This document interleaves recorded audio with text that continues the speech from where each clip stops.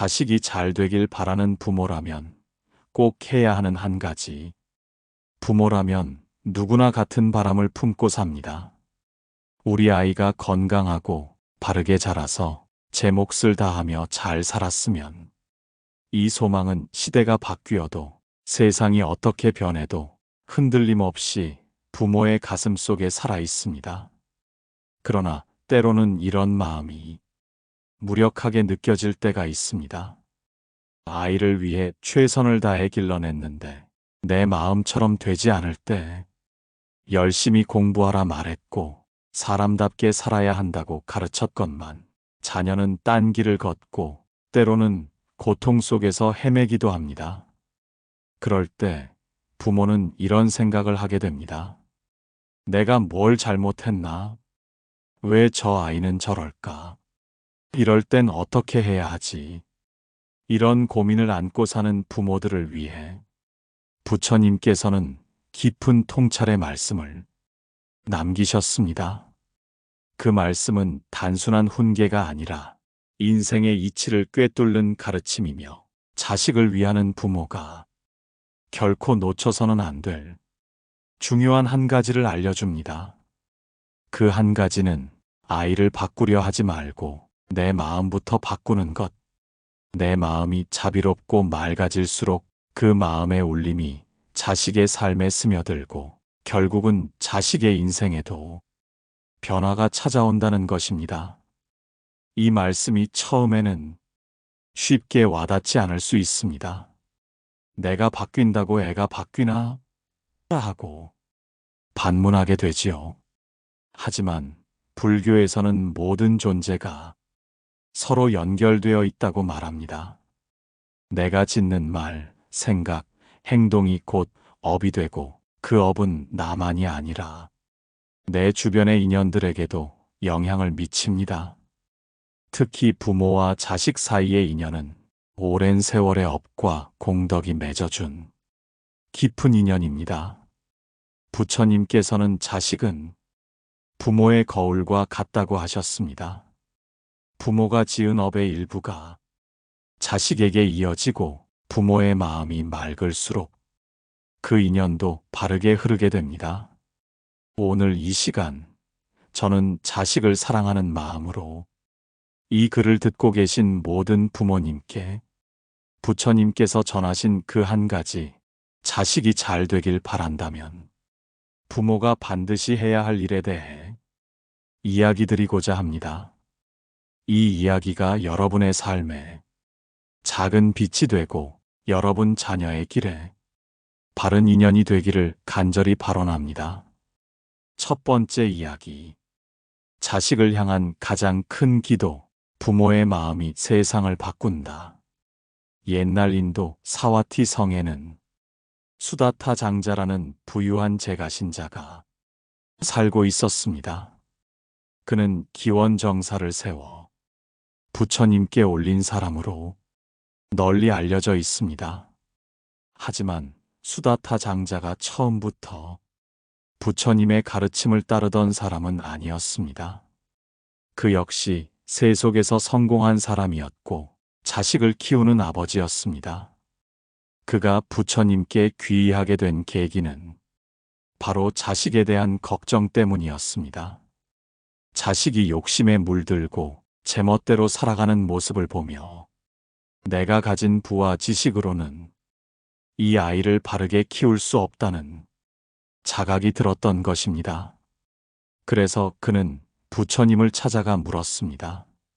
세존이시여, 자식을 바르게 기르려면 어떻게 해야 합니까? 부처님께서는 말씀하셨습니다. 그대가 먼저 자비의 마음으로 세상을 살펴보아야 하느니라. 수다타 장자는 그날 이후 자신이 먼저 달라지기로 결심했습니다. 자식에게 말로 가르치기보다 자신이 먼저 베풀고 참으며 아침마다 자식을 위해 기도하고 자신의 업을 정화해 나갔습니다. 그리고 어느새 자식도 그 마음을 느끼고 조금씩 바뀌기 시작했습니다. 이 이야기는 부처님께서 여러 차례 강조하신 가르침과 연결됩니다. 법구경에서는 이렇게 말씀하십니다. 사람은 자기가 생각하는 대로 된다. 마음이 선하면 선한 삶을 이끌고 마음이 악하면 악한 길로 끌려간다. 자식을 위한다면 부모가 먼저 그 선한 마음, 자비로운 마음을 되새겨야 합니다. 그것이 바로 부모가 자식을 위해 할 수 있는 가장 큰 기도입니다. 이 기도는 형식적인 주문이나 축복이 아닙니다. 기도의 핵심은 마음의 방향에 있습니다. 자식을 걱정하는 마음은 누구나 가지고 있습니다. 하지만 그 걱정이 불안과 원망이 되면 그건 역시 업이 되어 자식에게 영향을 줍니다. 반면 같은 걱정이라도 그 속에 자애와 정성이 담기면 그것은 강력한 기도가 됩니다.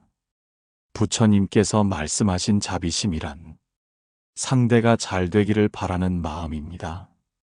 내 자식이 세상 속에서 지혜롭고 건강하게 살아가기를, 욕심과 어리석음에서 벗어나기를 진심으로 바라는 마음. 이 자비심을 담아 매일 마음속으로라도 기도해 보십시오.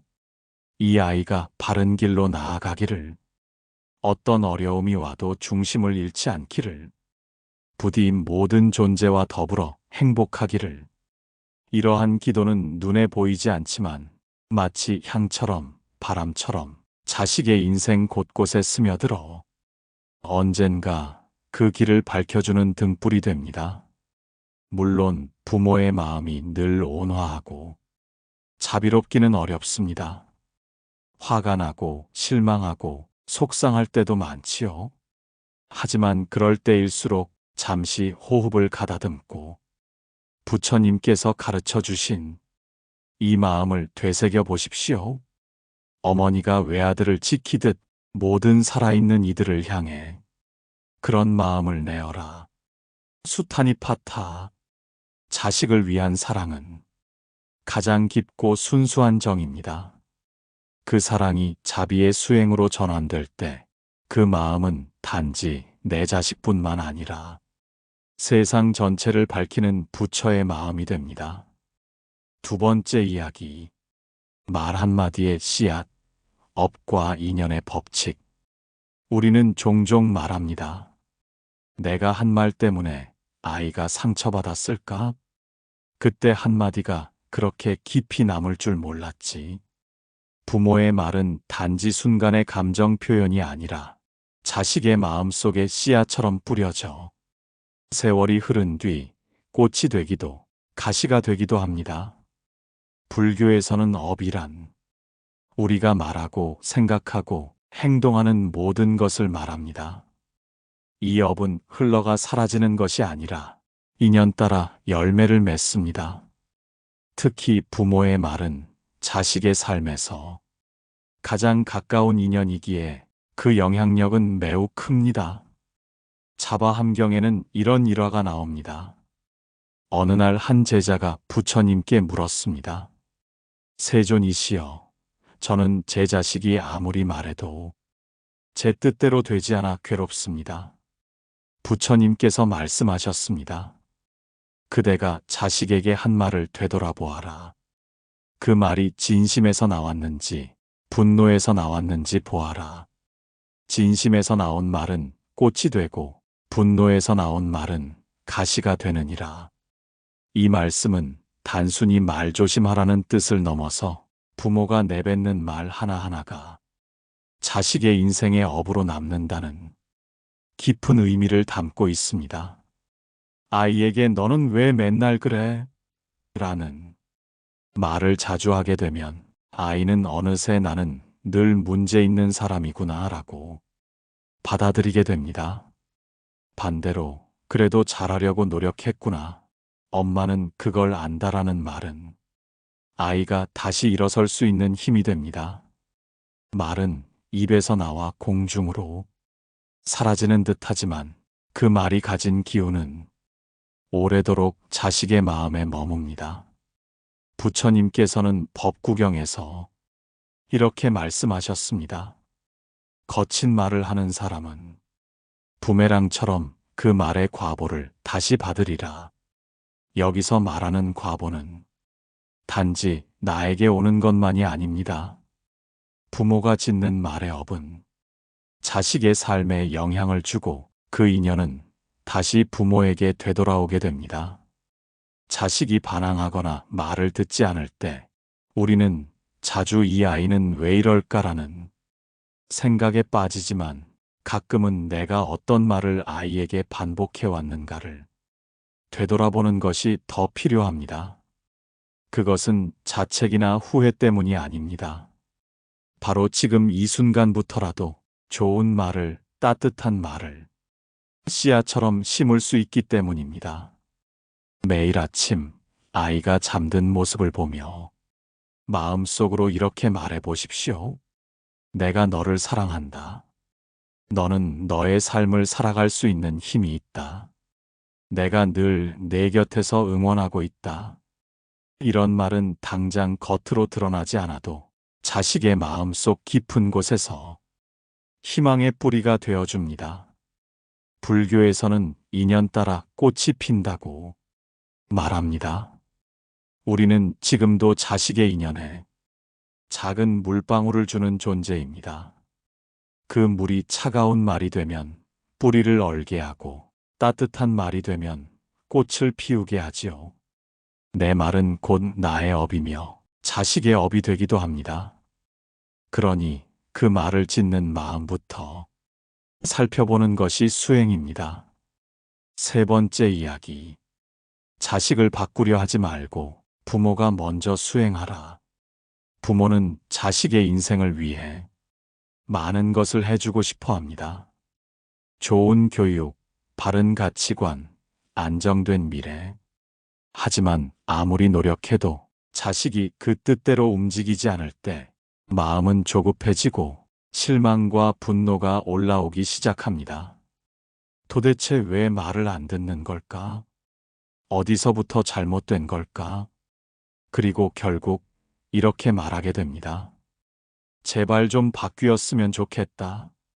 하지만 부처님께서는 그런 상황에서 우리의 시선을 자식이 아니라 자기 자신에게로 돌리라고 하셨습니다. 법구경에는 이런 말씀이 있습니다. 남을 다스리기 전에 먼저 자기 자신을 다스려야 한다. 스스로 정화되지 않은 자는 누구도 정화시킬 수 없다. 이 말씀은 부모에게도 고스란히 적용됩니다.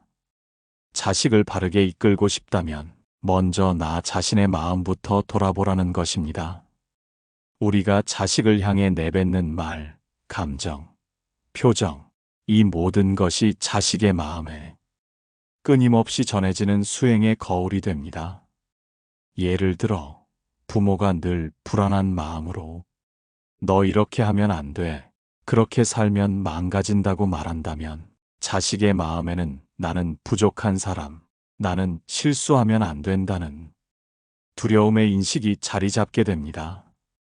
반대로 부모가 스스로 평정심을 갖고 말과 행동의 중심을 잡고 살아간다면 그 자식은 자연스레 아, 나도 이렇게 살 수 있구나라는 내면의 안정을 배우게 됩니다.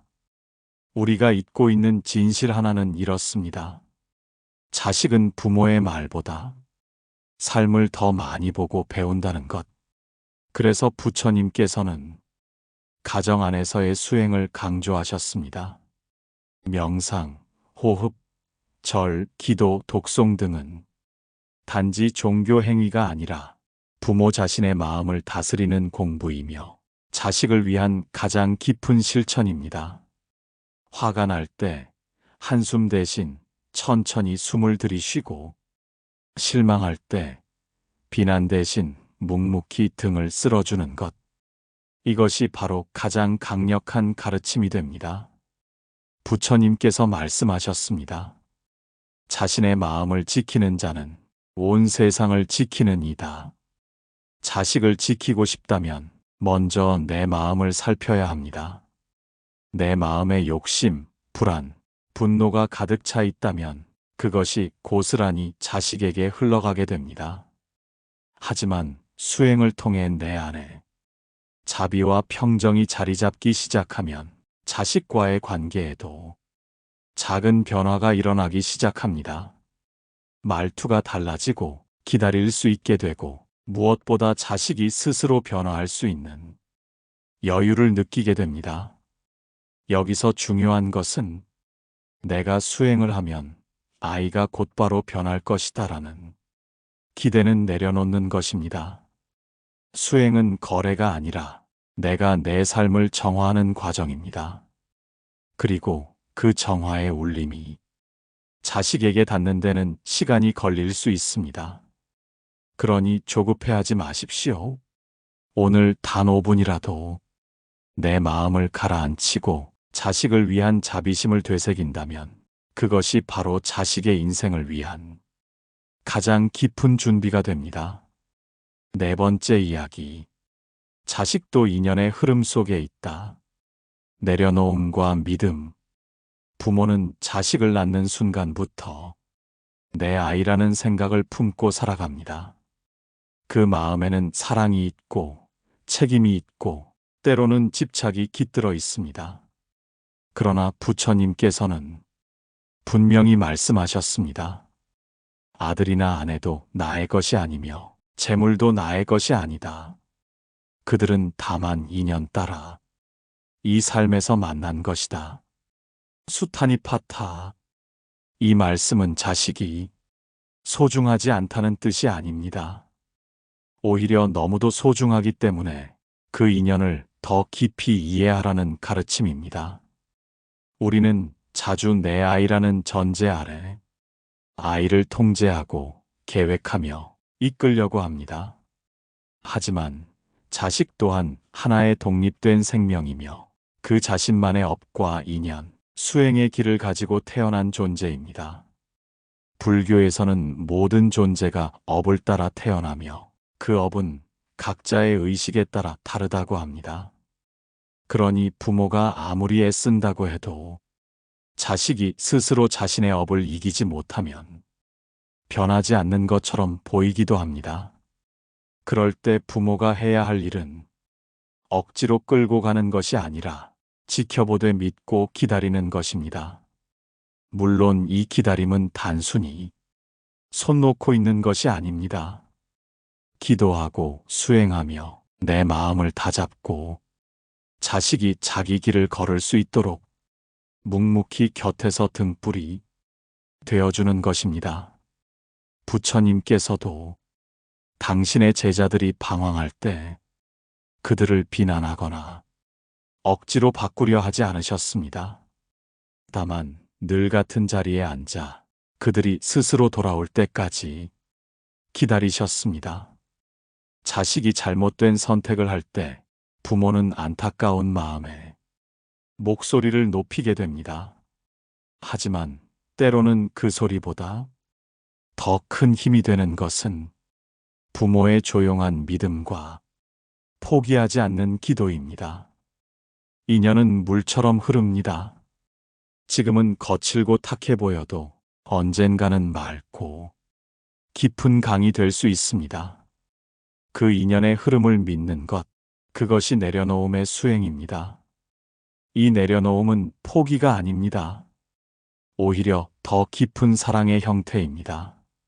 내가 너를 완전히 이해하진 못해도 내가 내 삶을 살아갈 수 있도록 나는 조용히 너를 지켜볼게. 이런 마음은 자식에게 자유와 책임, 그리고 자신의 인생을 살아갈 용기를 줍니다. 부처님께서는 모든 인연은 결국 흘러간다고 하셨습니다. 좋은 인연도 어려운 인연도 집착하면 괴로움이 되고 놓아주면 지혜가 됩니다. 자식을 향한 마음도 마찬가지입니다. 사랑하되 집착하지 않고 믿되 간섭하지 않으며 도와주되 스스로 설 수 있도록 돕는 것. 이것이 바로 부모로서의 수행이자 인연을 이해하는 지혜입니다. 다섯 번째 이야기. 자식이 잘 되길 바라는 부모가 꼭 해야 할 한 가지. 이제 다시 처음의 질문으로 돌아가 봅니다. 자식이 잘 되길 바라는 부모라면 꼭 해야 할 한 가지는 무엇인가? 부처님께서는 여러 경전을 통해 그 해답을 이미 명확히 말씀하셨습니다. 먼저 자신의 마음을 정화하고 자비심으로 세상을 바라보라. 이것이 바로 부모가 자식을 위해 할 수 있는 가장 깊고 확실한 한 가지입니다. 많은 부모들은 자식에게 줄 수 있는 모든 것을 주려 합니다. 시간, 노력, 돈, 기회. 그러나 정작 가장 중요한 것은 부모의 마음 상태임을 종종 놓칩니다. 부모의 마음이 혼란스러우면 자식은 방향을 잃고 흔들리게 되고, 부모의 마음이 조급하면 자식은 늘 불안 속에 자신을 증명하려 들게 됩니다. 반대로 부모의 마음이 안정되어 있고 자비로움으로 자식을 바라볼 수 있다면 자식은 자연스럽게 내면의 힘을 얻게 됩니다. 그러니 이제부터는 자식을 위해 내 마음을 살펴보는 수행을 시작해 보십시오. 조용한 곳에 앉아 눈을 감고 아이의 얼굴을 떠올려 보십시오. 마음속으로 이렇게 되뇌어 보십시오. 너는 안전하다. 너는 사랑받고 있다. 너는 너의 삶을 살아갈 수 있다. 이 자비의 말은 단지 기도가 아니라 자식에게 닿는 에너지입니다. 다음과 같은 짧은 문구를 하루에 한 번 낭송해 보십시오. 부디 내 자식이 욕망과 어리석음을 벗고 지혜와 자비의 길로 나아가길 바랍니다. 나의 이 마음이 맑아져 그 아이의 인연을 밝히는 등불이 되기를 발언합니다. 아이에게 말하기 전에 이 말이 자비로 가는 말인가, 업을 짓는 말인가? 이 질문 하나만 늘 가슴에 새겨 보십시오. 하루 한 장이라도 경전을 읽고 108배 절을 하며 자식을 위한 업을 정화하십시오. 그 수행의 힘은 분명 자식의 삶에 보이지 않는 기운으로 작용할 것입니다. 마지막으로 이 한마디를 기억하십시오. 자식의 복은 부모의 마음에서 비롯된다. 자식이 잘 되길 바란다면 그 시작은 자식을 바꾸려는 노력이 아니라 부모 자신의 마음을 맑히는 실천입니다. 그 마음이 밝으면 자식의 삶도 그 빛을 따라 조금씩, 그러나 분명하게 달라지게 됩니다. 그러니 지금 이 순간부터 내가 바로 자식의 복전이 되겠다고 부처님 앞에 조용히 서원해 보십시오. 그 서원이 자식의 길을 밝히는 첫 걸음이 될 것입니다.